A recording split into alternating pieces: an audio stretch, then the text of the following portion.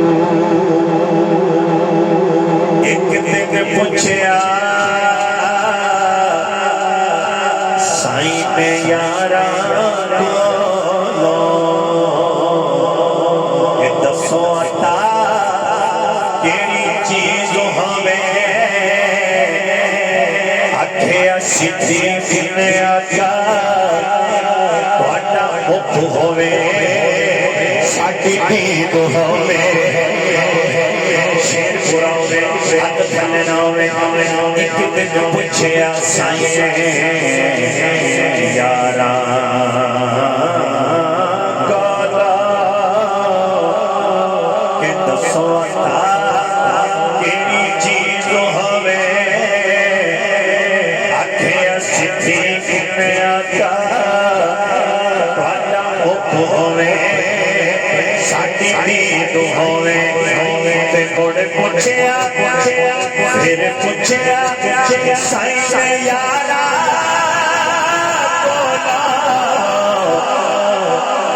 दसो होर केड़ी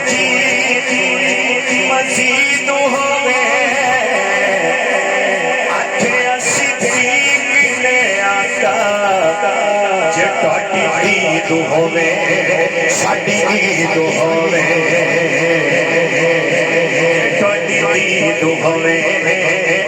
साडी ईद होवे मुख होवे मैं अख होवे मुख होवे मैं अख होवे तेरे कदे ना अख होवे मुख होवे मैं अख होवे तेरे कदे ना अख होवे पावे दुनिया लई लखी होवा पर तेरी कनी तब कख होवा पर तेरी कनी तब कख होवा